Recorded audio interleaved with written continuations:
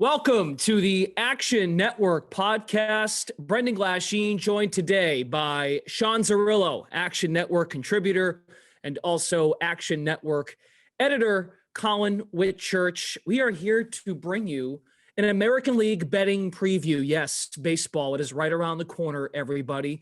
So be sure to be on the lookout for our National League betting preview as well. But in this episode, we break down all 15 teams in the American League.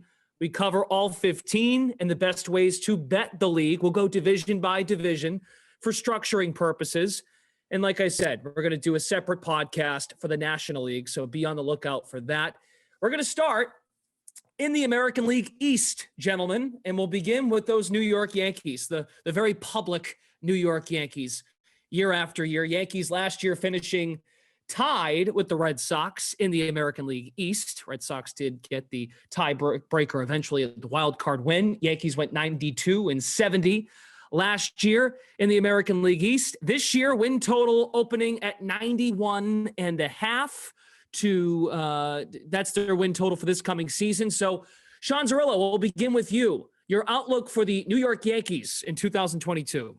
Yeah, I have them projected right around 91.5, so no value for me on the win total. If you are a believer in PECOTA, though, the Yankees might be a value side because PECOTA has them winning the East by 7 games. They have their divisional odds projected at 73%, so those odds implied would be north of minus 250. And they would have their World Series odds projected at 15%, so around plus 550 implied. So PECOTA thinks the Yankees are an absolute value team, but I look at my projection, I look at Fangraphs Zips, I have the Jays ahead by a couple games. And then I look at Davenport, which is basically the inverse of PECOTA. They have the Jays clearing off the Yankees by 7 games. So if you look at the average market projection, the Yankees are probably situated exactly where they should be. And taking that average, I do have them in second place behind the Jays. So no value for me. But as I said, if you're a PECOTA truther, the Yankees divisional and World Series bets are probably worth a play. Collin Whitchurch, I know we will discuss the Jays. We'll discuss every team in the American League, but the Yankees do crack MLB.com's top 10 in starting rotations. How do you look at the Yankees this year? That win total again at 91.5. Just we're using win totals, by the way, folks, as a barometer, as a starting off point to get our conversation started here. It's funny, Zerillo mentions PECOTA truthers. You know, I'm one of the ultimate PECOTA truthers here. You know, my background with baseball prospectus. I love the guys over there. Shout out to Craig. All the guys at BP do amazing work, but PECOTA's out of its damn mind with 98 wins for the Yankees this year. I love the under on the Yankees this year. That starting rotation, Brendan, you mentioned top 10. I don't see it. Garrett Cole is phenomenal. On the short list for best pitcher in the world, absolutely. Behind him, Jordan Montgomery, injury risk. Luis Severino, injury risk. Nestor Cortez, unproven. Jameson Taillon, injury risk. The Yankees were cheap this offseason. I don't get why they're not spending money anymore. The Josh Donaldson trade was confusing. They still have shortstop question marks. They now have catcher question marks. This is the third best team in the division, maybe the fourth best team in the division. You could argue. I would probably argue. I love the under on their win total. I'm selling on the Yankees this season hard. Let's go to the Toronto Blue Jays. In 2021, Toronto 91 wins. And I should mention, of all teams and all divisions, I should say, of Major League Baseball, the American League East is the only division to have 4 teams with win totals projected over 80 wins. So this is just a really fascinating division. It's the right division to start off with. Toronto goes 91-71 in 2021. I mentioned they've got a great rotation projected by MLB.com. They've got the number 3 rotation, the number 2 lineup. Sean Zerillo, the 2022 Toronto Blue Jays. What's the outlook? My favorite World Series play, 11-1 currently at BetMGM. Now, I have the Jays at 94 wins. I have the Yankees at 92, and I have the Rays actually at 92.1. So all 3 of those teams within a few wins of each other. But my projections compare pretty favorably to Fangraphs Zips, both in the AL East and in the AL as a whole. And Fangraphs has the Jays at 44% to win their division. That's about plus 125 implied. They have them at 12% to win the World Series. It's about 725 implied. So I think there's tremendous value on the Jays out there, both in the divisional market and the World Series markets. Got 225 on them last week to win the division. I'd still play the plus 190, plus 185 that's out there. And the World Series odds 11-1, 12-1 last week. We moved that number down to 950 within a matter of hours, but I still think the 11-1 out there is worth taking. So anything in double digits for me on the Jays in the preseason, you could play it down to 10-1 is my favorite World Series play. How about you, Collin? The Bue Jays, they're a popular team this offseason. I'm right there with Zerillo. I love Toronto this year. It probably shouldn't be surprising after you heard me rip apart the Yankees just a few seconds ago. It's amazing that this team could lose the Cy Young winner and an MVP candidate last offseason in Robbie Ray and Marcus Semien and still be, I think they're the second best team in baseball behind the Dodgers. And we're sitting here and they have the third best AL pennant odds behind the White Sox and Astros. I think they're the best team in the American League. The rotation, top 5, really good established starters. Kevin Gausman, they added to the mix. They have depth. Ross Stripling is a really solid swingman. You know, he did some good stuff for the Dodgers when they were contending for World Series titles, and he's not even in the rotation. He'll be there in case of injury. Nate Pearson, one of the top prospects in all of baseball just a year or two ago, has dealt with injuries. They're waiting for him to pop. That would just be an added bonus at this point.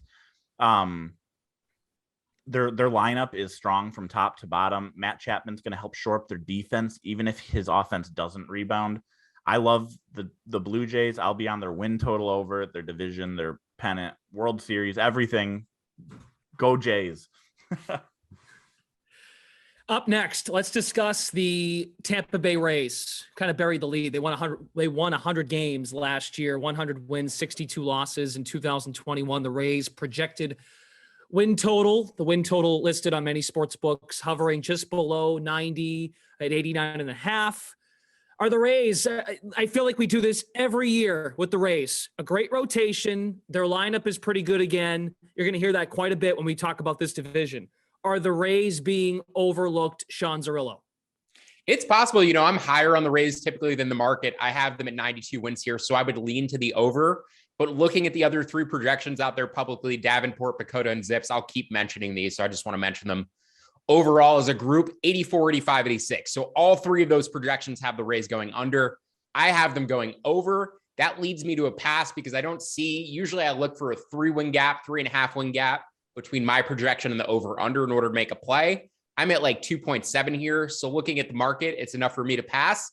That said, something I'm really interested in this year, no defensive shifting anymore, or no traditional infield shifting that we've seen in the past. Maybe teams will come up with new methods to strategize how to play defense, but that probably does take a hit out of a team like the Rays or the Astros or the A's, other teams who have used their resources in the past to allocate towards defensive positioning. That's definitely going to take a hit this year. So maybe that takes some bite out of what the Rays bring to the table.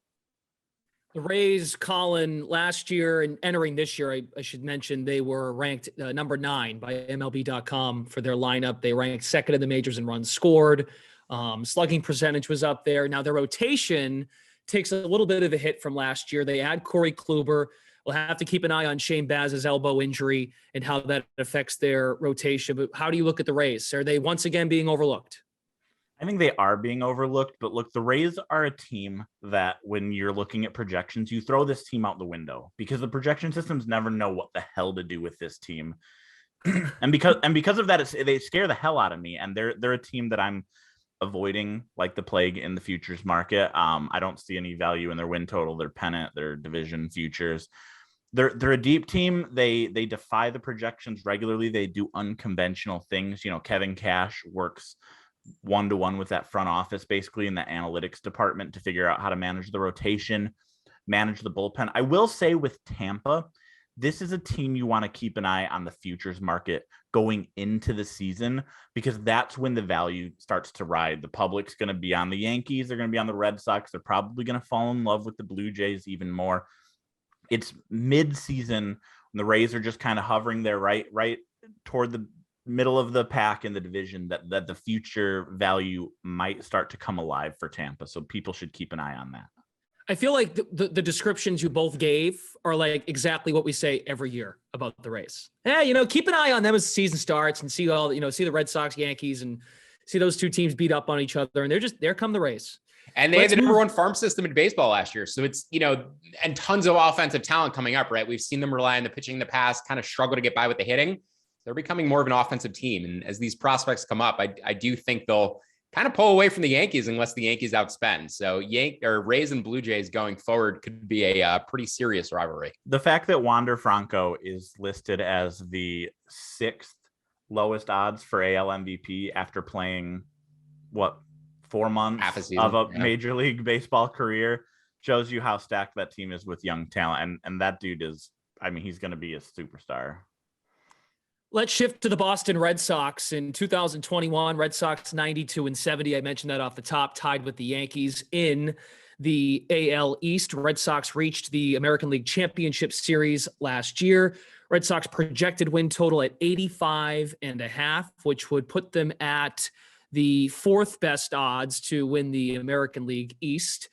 Red Sox have a top lineup once again in baseball. They've got that 3-headed monster in the middle of the lineup with Bogarts, Martinez, Devers. They add Trevor Story.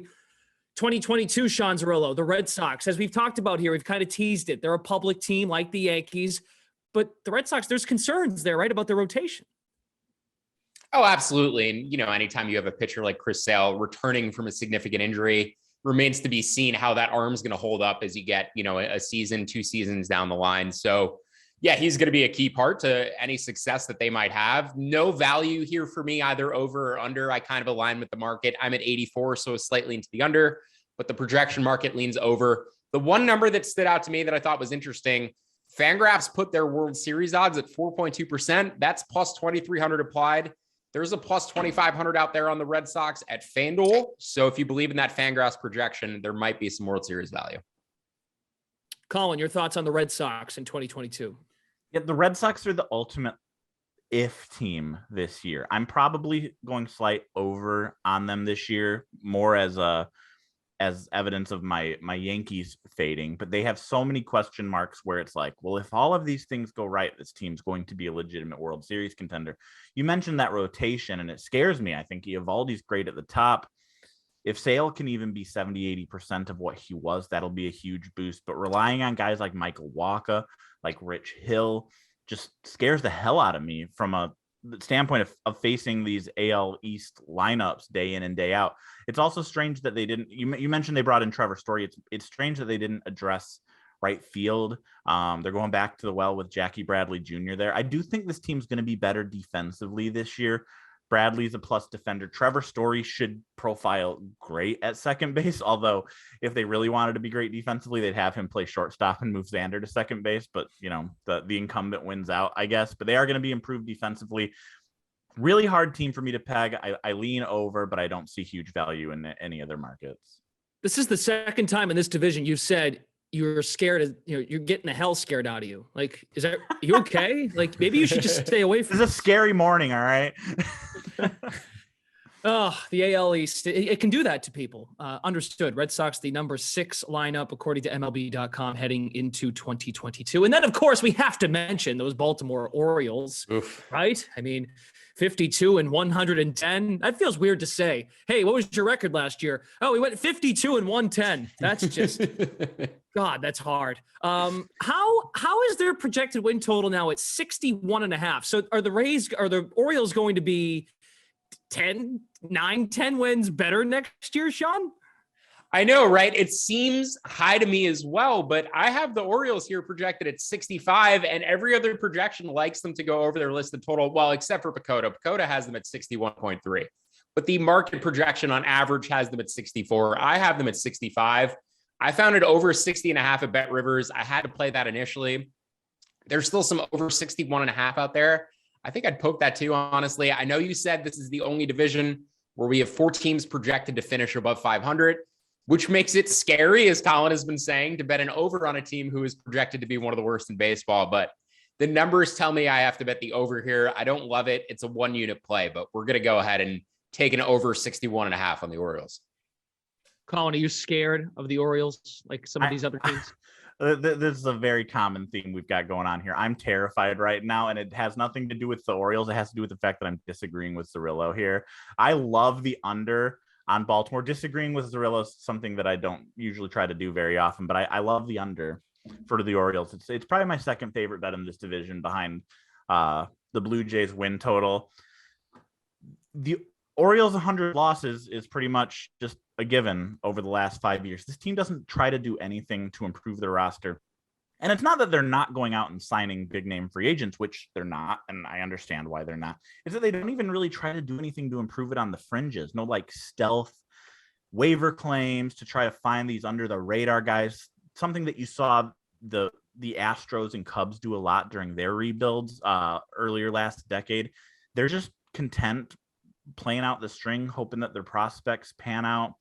There are names up and down this depth chart that you have to figure out where they came from. Kelvin Gutierrez, Jacob Nottingham, Zach Lothar.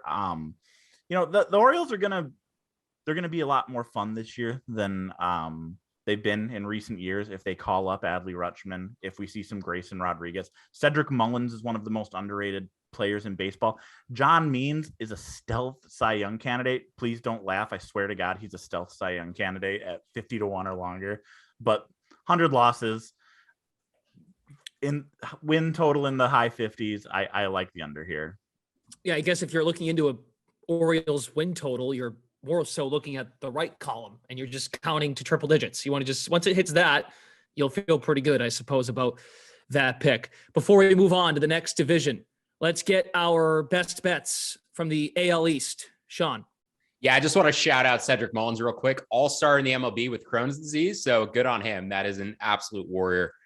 My favorite bet in the AL East has to be the Toronto Blue Jays plus 1,100 to win the World Series at MGM. As I mentioned, forget my projection. Fangraphs has this line at about 725 implied. I'd probably make it closer to plus 800, plus 900, considering the proximity that I have the Yankees and the Jays in the AL East. But the Jays, to me, are the second best team in baseball, and they're my World Series pick for 2022. What do you got, Collin?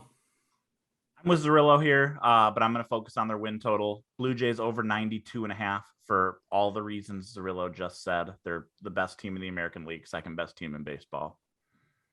Very good. And once again, you're tuned into our American League betting preview on the Action Network podcast. We're hitting on all 15 teams. We go division by division. The best ways to approach each of these teams in the betting market. Brendan Glasheen with Action Network editor Collin Whitchurch, also Action Network contributor and writer Sean Zerillo. Great to have you joining us. If you like what you hear, by the way, we have a brand new MLB Action Network betting podcast. It's called Payoff Pitch. You can find it wherever you get your podcasts. And during the 2022 baseball season, we're going to have you covered every Tuesday and Friday to break down the day's baseball slate. So we look forward to having you there.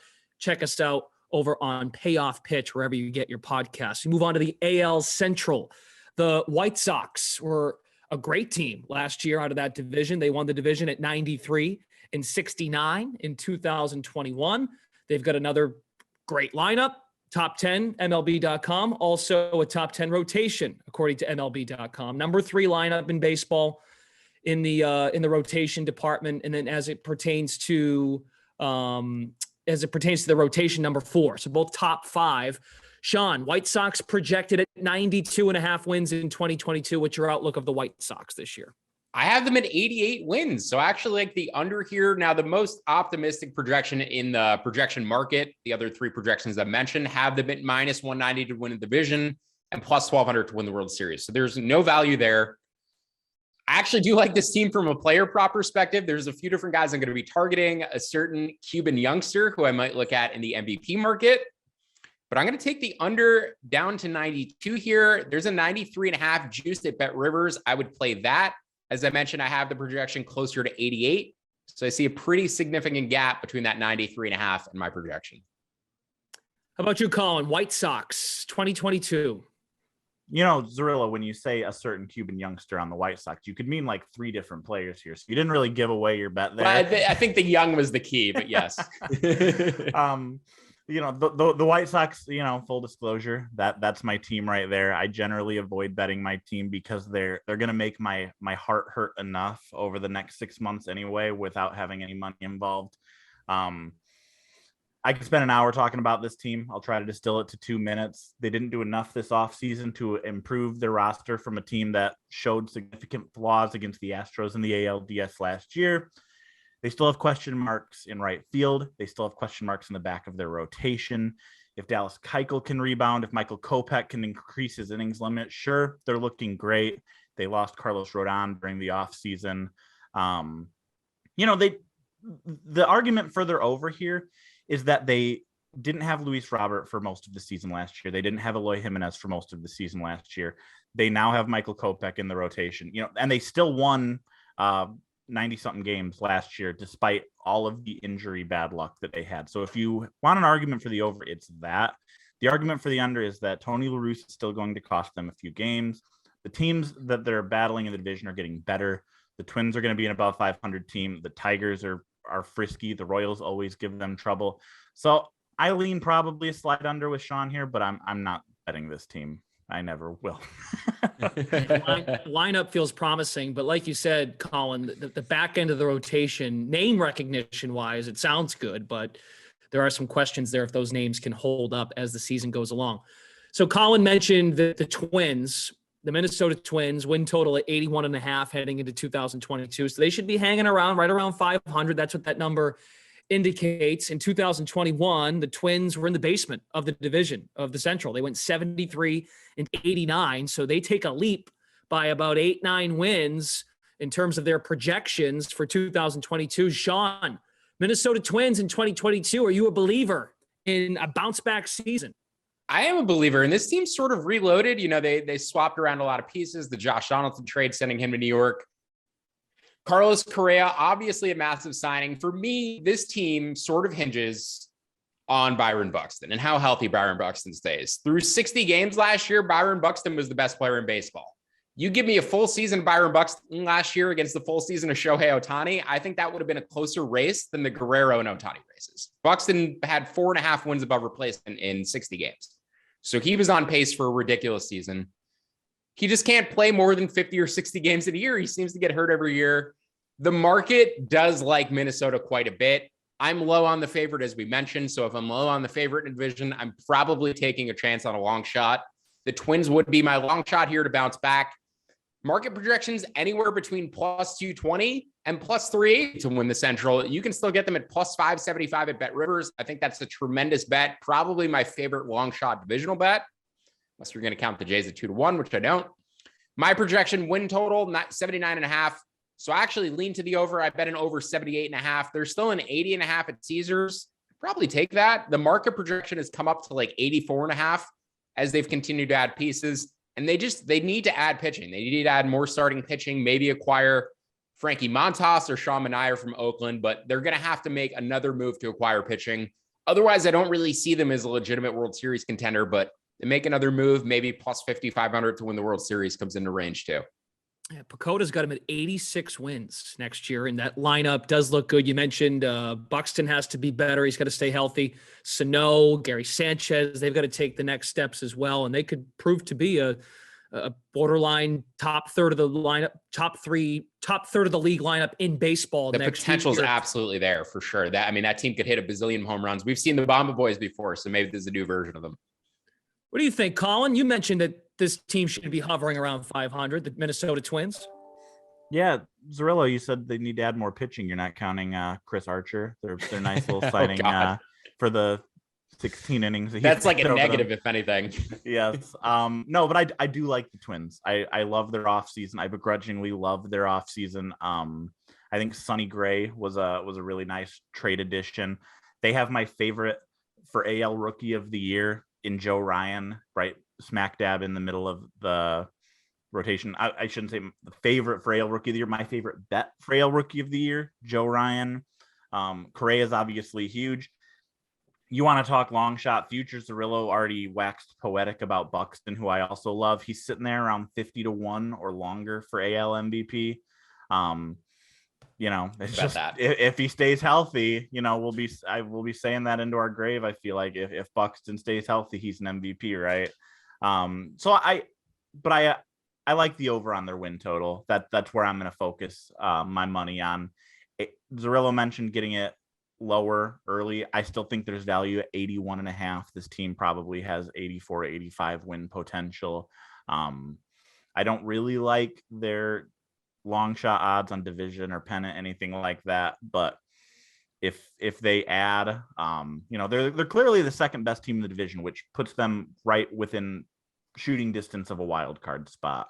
So keep an eye on their pennant odds, maybe. But yeah, the win total over for the Twins. That's where my money is going to be going heading into this season. We're breaking down the AL Central now, going team by team in the American League, and the Detroit Tigers are up next. Their projection for 2022, at least the win total at several books, 77.5 wins. Detroit won 77 games last year, 85 losses in 2021. Pacoda's got them at just 67 wins projected for next year. Detroit feels like a team that could go either way, right? They could be in the hunt, I suppose, hovering near 500, or they're just like they fall apart. I don't know what to make of the Tigers. What do you think, Sean? Tigers probably my favorite under bet for this year, and it's a bit ironic because I made them my first futures bet of the 2022 season. I took a 75-1 World Series future before they started making any moves. Thought they had a chance of getting Carlos Correa, potentially adding other free agents. I don't really love what they did this offseason. Now, they played above 500 basically after April last year. They completely not overachieved, but they exceeded expectations and kind of legitimized how they performed. That said, every projection likes them to go under this year. My projection is at 73.6. There's a low of 67 from Pacoda, a high of 75.7 from Zip. So everybody has them going under 78.5 by at least 3 wins. I'm under by 5 wins. The market projection is under closer to 6 wins. This is an easy under 78.5 for me. I actually got an 80.5 when it opened, but 78.5, 77.5, even 76.5, I think is an acceptable play. Collin, your thoughts on the 2022 Tigers, and why might this number be as high as it is? Like, what's the devil's advocate on the Tigers?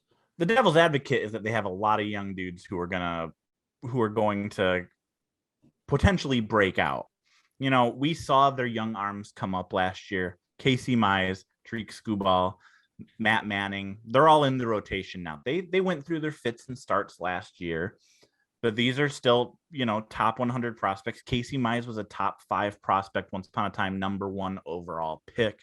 They have huge expectations for guys like that. And they're looking at Eduardo Rodriguez to kind of be the anchor for that. That was a nice early signing in the offseason. He was one of the unluckiest pitchers in baseball last year. If you look at his advanced metrics compared to his ERA.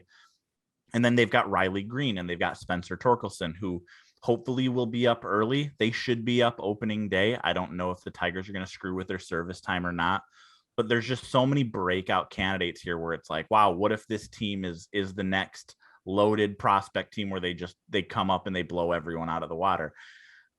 I will say I like the under as well. I don't believe in that hype for the Tigers, at least not in 2022, maybe 2023.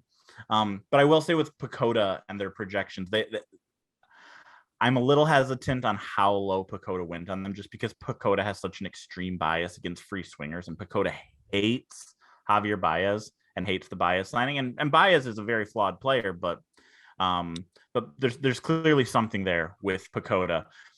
All that said, I still like the under because when Pacoda disagrees with the win total by 5 or more wins, Pacoda is almost always right. And we've got a 9-win difference here between the over-under and what Pacoda says. So I like an under, but I don't think they're quite as bad as some of these projection systems say they're going to be. And they're probably the highest variance team in the whole American League. Yeah, and they're not playing in a gauntlet of a division. And like you both talked about off the top with the White Sox, I guess if we don't think the White Sox are going to be as great as they were last year, then maybe they come back down to earth, and it does pave way for one of these teams, 3 through 5 that we'll get to now, to have a path to being in contention as the year goes on. So that brings us to the Cleveland Guardians. Yes, the first year of the Guardians in Major League Baseball in 2022. So the previous regime in Cleveland, 80 wins, 82 losses, 2 games under 500, nowhere close to contending for the division. And really, they kind of fell out of it as the year wound down. Cleveland's win total at 75.5 for 2022. They've got some upside in this rotation, Sean. But with that said, your thoughts on the 2022 Cleveland Guardians? Brandon, my most anticipated moment of this podcast was when you started to mention Cleveland to see what nickname you would say after, because I mix them up all the time still and say the wrong one. But yeah, Cleveland, a team that the market is low on. They seem like they're trying to sell, right? The last time that this organization paced for fewer than 80 wins was 2012.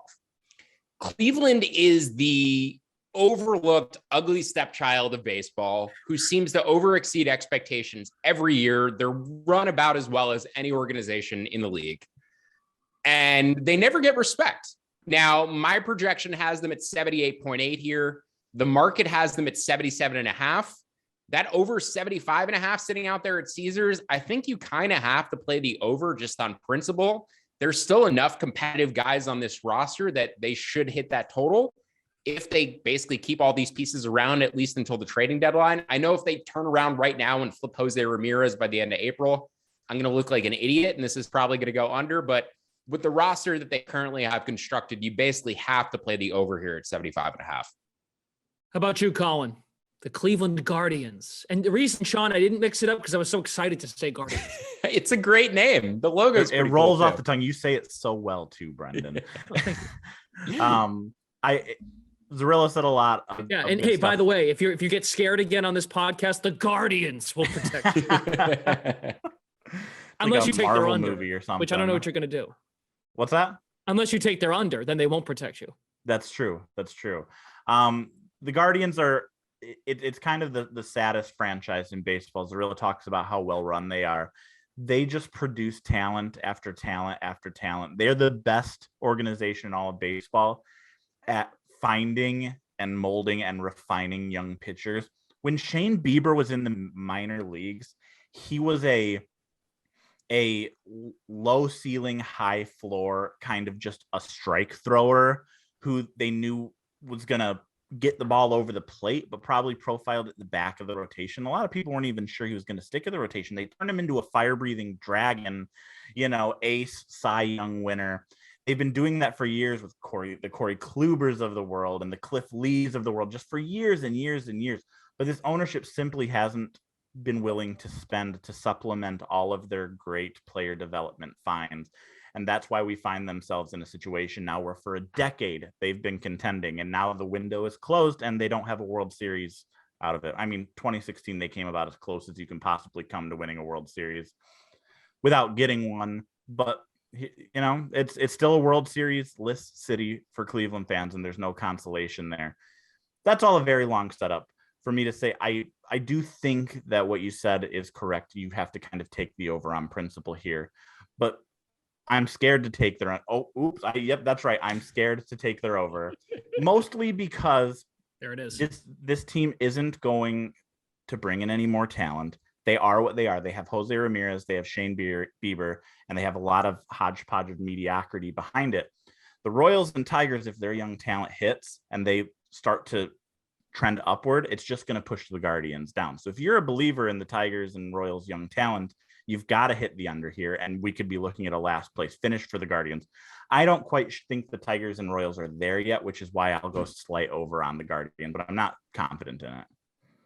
That brings us to the Kansas City Royals, last and possibly least. I won't put words in each of your mouths, but that is possible. Kansas City in 2021 finished 74-88, just ahead of the Twins and just below the Detroit Tigers.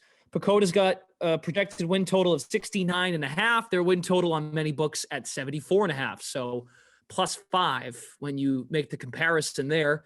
As we wrap up the AL Central, Sean Zerillo, 2022 look at the Royals. No value for me on the Royals from any win total or divisional perspective. That said, I think the fact that we're talking about them last in this division shows that the floor of the division has sort of been raised. I'm not particularly high on any of the teams in this division, but I also don't think any team in this division is going to be amongst the worst in baseball. They should all win around mid 70 games or better. The one number that stood out to me for Kansas City, co-home run leader last year, Salvador Perez, the only player in baseball to finish with more than 50 expected home runs per Statcast. He's around like 15-1 to 18-1 in a lot of markets to finish as the home run leader this year. You can get him at 40-1 at FanDuel. That's double the price anywhere else. So go ahead and hit that if you like Salvi to repeat as the home run king. Otherwise, I really have nothing on the Royals. You got anything, Collin, on the 2022 Kansas City Royals? I actually pretty strongly like their win total under. This is another team where Pacoda and the books disagree by about 5. And I think the Royals are pretty clearly the worst team in this division this year, pending Cleveland selling off more of their spare parts. They've got some good young guys coming up. We saw Singer and Chris Bubich last year. Bobby Witt Jr., everyone's eager to see the number 1 prospect in all of baseball. Hopefully we see him on opening day, but we'll see. The Royals have usually been more liberal than other orgs when it comes to promoting young players and not screwing with service time. So hopefully we see that here, but there's just not a lot to excite me. Whit Merrifield's now entering his mid-30s. His speed's going to start to dissipate. I don't think we're going to see a Sal Perez bounce back. I understand your value there, or not bounce back. I'm sorry. Repeat from Sal Perez. I understand your value there, Sean, but it's still a catcher with all of that wear and tear on his knees entering his mid-30s. Carlos Santana, Andrew Benintendi. It's just a lot of average is what I'm seeing here. And I think that it's going to end up sinking them toward the bottom of the division. I think Zach Greinke's running that rotation. This shell of himself last year in Houston. Under that's going to be one of my solid American League bets. What year is it? Zach Greinke is leading a Royals rotation, right? Wow, going back in time. It's like, and he doesn't look like he's aged either. He still looks the same. Once again, you're tuned into the American League betting preview here on the Action Network podcast. We touch on all 15 teams. We have 1 division to go, 5 teams left. If you like what you hear, as a reminder, we also have a National League betting preview on the TAM podcast. So be sure to check that out. And also, we have a new podcast brought to you by the Action Network. It's a brand new Major League Baseball betting podcast, Payoff Pitch, during the 2022 season. Payoff Pitch covers every Tuesday and Friday slate in MLB. We break down the night slate and get you set for that day or night's games. So be sure to check it out, Payoff Pitch. We encourage you to check it out, subscribe, rate, and review. Brendan Glasheen, Sean Zerillo. He's an Action Network writer, contributor. Collin Whitchurch, Action Network editor. We make the turn to the American League West, the reigning American League champion, Houston Astros. They went 95-67 last year. They won the West. They beat the Red Sox in the ALCS, lost to the Atlanta Braves in the World Series. Projected win total is slightly below what they finished in 2021. They're at 92.5 wins. The Astros, again, a team that has a top rotation in baseball, top lineup in baseball in terms of MLB.com's rankings for 2022. Sean, thoughts on the Astros, the reigning champions of the American League? Another potentially vulnerable favorite here, and another team worth taking a shot against with teams further down the board in the division. We'll get to those in a moment, but my projection on the Astros is 89.8. It's basically 90. The market is actually a win lower than I am, and all 4 projections like them to go under this 92.5 that's out there. So I think the under 92.5 is a decent play, minus 110 at FanDuel. Bet Rivers hung at 94.5 last week. I don't know what they were thinking. That was way too high. So we smashed that one down, but the under 92.5 that's still out there, I think it'll be close, but I think that's a solid under bet at that number. So they've got the number 8 lineup, according to MLB.com in baseball for this coming season. And then you've got Justin Verlander leading this rotation. And I think that's what, Collin, there's some concern there, right? Verlander is their guy now. This is no longer a loaded name-worthy or the name recognition is not quite there with the 2022 Astros as it pertains to the rotation, which last year, a 3.63 ERA, ranked 2nd best in the AL, 5th best in the majors. There's not some name recognition in that Astros rotation yet behind Verlander, but I think there's going to be. I don't really have a strong feel for the win total with the Astros, but Framber Valdez and Luis Garcia are set to explode. I know Zerillo and I were both big Framber fans last year. He's sitting at about 70-1 for AL Cy Young this year, so that's a guy that I'm going to have my eye on for sure. Also a guy that a lot of casual fans might not know. It's Jeremy Pena, another consensus top 20, top 50-ish prospect. It sounds like, based on comments Dusty Baker has made, he's primed to take Carlos Correa's spot at shortstop. They might start him there opening day, not mess around with the service time. And he's a AL Rookie of the Year contender. You're seeing him trend below the Witts and Torkelsons and Rodriguez's right now in the 13-1 to 15-1 range. So that's someone that I might keep an eye on as well. I don't have a strong feel for the win total. I'll probably go over just because I don't believe in some of the other teams down there in the division, but my money's not going toward the win total right now. Oh, there's a tease for us. We'll find out who Collin might like in the West. The Mariners are the next team we'll discuss. They finished second in the division last year, 90 wins, 72 losses. They made some noise down the stretch in the 2021 regular season. They were a really fun team to watch down the stretch. Their projected win total, even with the Angels, we will discuss next. Mariners at 83.5 wins across many books. So folks think, Sean, they're going to take a step back in 2022, or at least the projections say that. Yeah, so it depends. The context depends what you define as taking a step back. So they won 90 games last year, so 84.5 would represent a step back. But their Pythagorean record last year called for 76 wins. So that would actually be an 8-win increase. Now, I improved their true talent rankings by close to 10 wins this offseason. I think they upgraded their roster pretty substantially. But that said, the entire market thinks that they're going under. I have them projected at 79.7. Pacoda, Davenport, Zips have them between 76 and 83.3. So that Pacoda projection is a little bit more favorable towards the over, but at best, Pacoda has them at plus 600 to win the division. So nobody actually projects any divisional value here. And I have to bet an under. I don't really love it. I know our staff is very high in the Mariners. Collin will tell you all the reasons why he's on the Mariners. And I see the talent on paper. Julio Rodriguez is going to be an absolute stud when he comes up. But the number's just too high, in my opinion. There's been an overinflation in the market because everybody expects them to go over. There's an under 84.5 at plus money at points bet. It's probably my favorite bet for this division. The 2022 Mariners don't scare Collin Whitchurch. Zerillo, I am drinking the Mariners Kool-Aid, and I am not afraid to say it. I think that this team has legitimate divisional aspirations, legitimate pennant World Series hopes, and I do think that there is good value on some of the numbers we're seeing here. Robbie Ray gives them a legitimate front of the rotation workhorse. Chris Flexen, shout out to Mike Iannello, is a steady mid-rotation guy. Logan Gilbert's going to take a leap. They've got George Kirby sitting down there ready to explode in the minors. And a lot of talent in that lineup also. I mean, even beyond the young stars who we're going to see, Julio Rodriguez and Jared Kelenic, Adam Frazier was a solid bring-in. Jesse Winker was an all-star last year. Maybe they get a bounce back from Eugenio Suarez. I think that I'm going over their win total. I'm solidly going over their win total. That's a bet I love. And I'm definitely going to be dabbling in their division future, plus 500, pennant future, plus 2,000, World Series future, plus 4,000. Mariners Nation going wild. Wow. Love it. Very good. I am happy you're not scared of a team, finally. Finally. Next team in the AL West, we discuss the 2022 Los Angeles Angels, 83.5 wins. You'll see it many books as their projected win total in 2021. The Angels, they were 77 and 85. So there's a projected bump this year, some improvement out of the Angels. The lineup is great. They crack MLB.com's top 10 lineups across baseball.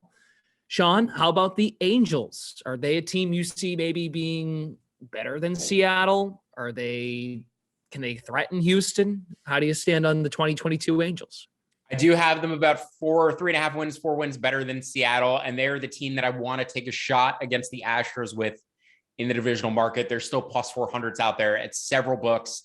Now, Pacoda, Fangraphs, depending on the projection you use, they'd make this line anywhere between plus 180 and plus 500. So a huge range of outcomes. On a team that seems like it should have a huge range of outcomes, they could go way under their win total if everybody gets injured. They could end up being a World Series contender if everybody stays healthy. The pitching is going to be the big concern here. How much does Noah Syndergaard give them? How much more do they get out of the pitchers behind him? But the lineup is obviously potentially tremendous. And if Anthony Rendon is able to return to his previous levels of performance too, they could be a very good team. So I see the upside here. And I think at 4-1, It's worth taking a shot on their divisional odds. Don't really love the World Series odds, but I mean, the market would make them as low as plus 2,500. So if you're interested in the Angels as a World Series contender, there's a plus 4,000 out there at PointsBet that you could dabble with as well. But I think the divisional play is probably the best bet to sort of calculate their upside.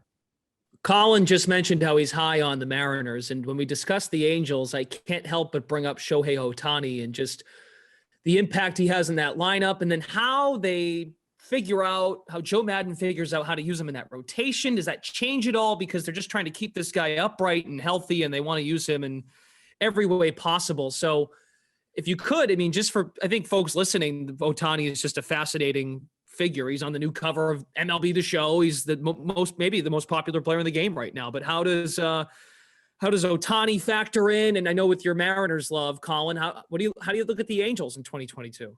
Look, I want the Angels to be good. I think everyone wants the Angels to be good, unless you're a fan of another AL West team. Maybe it's sad that we've seen Mike Trout in the postseason once in his entire career, and it was a 3-game sweep 8 years ago or something like that. We've never seen Shohei Ohtani in the playoffs. These are the two most exciting players in all of baseball. Apologies to guys like Fernando Tatis Jr. or Vladimir Guerrero Jr. And they just play on this completely incompetently run team. And it's so frustrating. How does a team with Shohei Ohtani and Mike Trout not make the playoffs every damn year? But I'm not drinking the Angels Kool-Aid like I am the Mariners Kool-Aid. I'm grabbing the green glass here. I just don't think they have enough around them. And I think their pitching is an abomination, to use a word. Behind Ohtani, you need Syndergaard to be healthy. Willie Sandoval's kind of decent. Michael Lorenz and Jose Suarez, who are these guys? Their bullpen is still very mediocre. I don't see it. I think that they're firmly third in the AL West, behind the Astros, behind the Mariners. It's sad. I want Trout and Ohtani. I want great things for them, and I want great things for the game, but I'm going under their win total. I don't see their divisional odds or anything like that having any value. Bummer. I think you said it perfect, though. Everyone wants them to be good, but you're just being a realist. And yes, as both of you mentioned, the pitching is what we'll have to see how it unfolds and if it can hold up, that rotation. But they might have to win a lot of games, scoring a lot of runs. I just want to contextualize my divisional bet real quick, and everybody wanting the Angels to be good thing. The Angels under was my biggest bet last year. I don't give a shit about the Angels. I just think that we can swear on this podcast. I didn't know that. That's all. Everybody wanted them. I think everybody wanted it last year, even before we saw the Ohtani thing. And now that the Ohtani thing has happened, I think people are overlooking how amazing this guy is. Like, you give me Ohtani and a full year of Trout together. Jared Walsh showed improvements, of a healthy Anthony Rendon back, a healthy Syndergaard in there. You look at the upside on this roster, it's there. Joe Adele breakout, Brandon Marsh breakout. Why do the Mariners guys get expected to break out, but the Angels top outfield prospects don't? I just find a disconnect with the analysis that's going on around these two teams, where the Mariners prospects, because they won 90 games last year, they're going to break out, but the Angels prospects aren't. That doesn't really make sense to me. I get the concerns at the bottom of the rotation, but I think the other stuff with regards to their upside kind of gets overlooked. So it's an interesting dichotomy between how they were viewed last year and this year, given that we know Ohtani can achieve this like level of greatness. So it's a very interesting team to me. I get it. I 100% get it. And Adele is a great post type breakout candidate as a former number one prospect. And we didn't even mention Reed Detmers, another solid back end of the rotation rookie with upside. I think that the Mariners, I mean, other than Adele, Julio Rodriguez and Jared Kelenic are more highly thought of by prospect sites than anyone that the Angels have or had coming up. So I think that's probably the in a nutshell answer for you, but it's a fair point, Zerillo. And I get it. I think we've seen the Angels fail to actually come for through so on long, so much, right? Hasn't it been like a decade now at this point where they just? Although you could say the same thing about the Mariners, hump. they have the longest postseason drought in the entire league. So it's going to be really interesting. It would be cool if either of these teams kick the Astros out of first place. They're kind of like the bizarro Cleveland team because they spend money and they never make it, where Cleveland never spends money and always seems to be in the hunt. So it's, just switch GMs there and you might have a World Series contender in LA. We head closer to the basement of the AL West, the Texas Rangers. In 2021, the Rangers, they were 60-102. They were right there with the Orioles as one of the worst teams in the American League in 2021. But it seems like there should be some improvement in 2022. Win total hovering around 74.5 wins for this coming season. Pacoda's got them at 71.3 projected wins in 2022. Sean, do we believe in an upgraded season for the Texas Rangers? We do. They improved their true talent level more than any other team this offseason. I mean, Semien and Seager were the obvious improvements, right? But this team added about 7-8 other major league caliber players to a roster last year that was completely barren. My projection is closer to 76. The total came up. We bet it over 72.5 last week. It's kind of at 74 everywhere. So I don't know if I'd play it at this point, but I do expect to see improvements from Texas this season. And I think they're headed in the right direction. Collin, Texas Rangers. First of all, love what the Rangers did this offseason, not just from an improvement standpoint, but from the standpoint of they were terrible last year. And instead of saying, well, let's save some money for 5 years, hope we hit on some prospects, they said, fuck it, let's spend $500 million and try to win right now. Love that mentality. More teams should have that mentality. Semien and Seager obviously improved the team. Mitch Garver improves the team. John Gray improves the team. I think that they're still pretty solidly fourth in the pecking order in the AL West. There's too many question marks behind that rotation, behind and including Gray. I am excited to see what Gray can do outside of Coors Field. I've always been a big Dane Dunning fan, but I don't see a lot of value here on their win total. I think 74.5 is pretty well right in line with what we're going to see out of this team in 2022. So they're pretty much a no bet team for me. I also randomly like Dane Dunning. I don't know why. Finally, the Oakland Athletics to wrap up our American League betting preview on the Action Network podcast. The A's in 2021, they won 86 games. They won 86-76, but their projected win total across many sports books in 2022 is just 69.5 wins. Pacoda's got them at 65.4. They've sold a ton of pieces. It sounds like they're going to sell more from their rotation, from their lineup. They're not interested in winning games this year, it feels like, Sean. No, probably not. And the projection, I've downgraded them in true talent by close to 21. So more than any other team already this offseason. And as you said, they're going to continue probably to trade pieces. Frankie Montas, Sean Manaea, probably out of there by July at latest. Right now, my projection is 70.7. So I'm right in line with the market. The other projection systems around the market had them closer to 67. So they would recommend an under wager at this point. I know Collin is a fan of the under as well. There's a low of 65 from Davenport out there. So I get the under, I get the trends.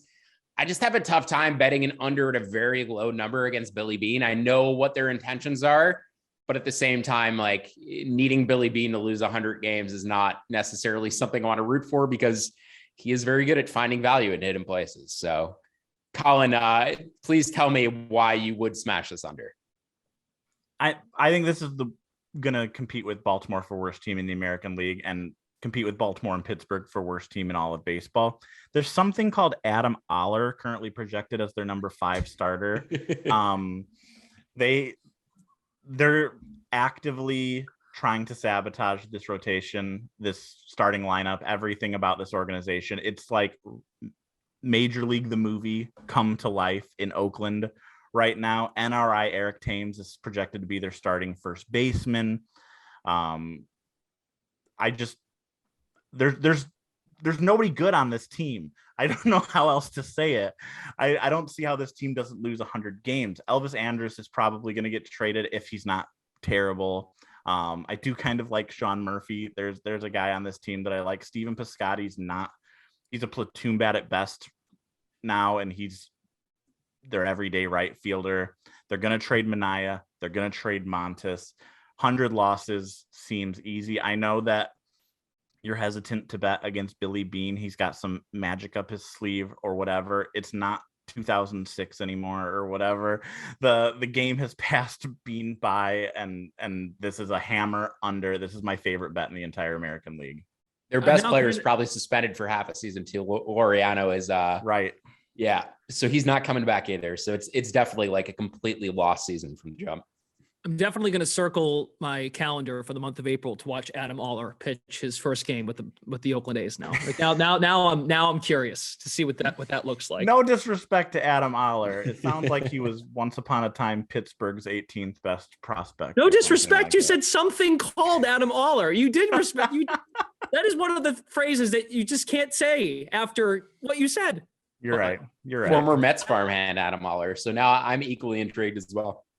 Before we wrap, just your favorite bet from this division. We had some fun talking about this one. Sean, your favorite bet from the AL West? Yeah, I mean, it's the controversial, under, but it's the Mariners under 84.5 plus 100 points bet. It's just no projection gets up to that level. So it's something that I have to take on principle. I see all of the reasons why this could go over. Don't get me wrong. I see all the upside with the Mariners roster, but just the numbers play. Collin, favorite bet from the AL West. Do you even need me to say after what we just went through? It's Oakland. It's Oakland's under. Worst team in baseball potentially. I thought you were going to really put yourself out there and mention the Mariners' future and to win the pennant. And he doesn't want to go head to head, Brendan. I'm scared, Brendan, to go against Zerillo as hard as I have in this episode. Listen, me betting a minus 110 versus you betting a plus 400. I think there's not much to be scared about there. You're definitely Fair. On the right side of the value button. Fair. That concludes our American League betting preview on the Action Network podcast. Keep your eyes and ears out for the National League betting preview on this podcast as well. And want to mention again, we have a brand new Major League Baseball Action Network betting podcast, Payoff Pitch, that is now out. We have our first episode released, and we will be coming to you during the 2022 season every Tuesday and Friday. We break down the day and night baseball slate. So we look forward to having that, as well as the Action Network podcast throughout the course of the summer, but more specifically, baseball-oriented Payoff Pitch. Be sure to join us there as well. For Sean Zerillo, Collin Whitchurch, Brendan Glasheen, thanks for tuning in to this American League betting preview. The National League betting preview is out there as well. Be sure to check it out, and we will catch you next time on the Action Network podcast.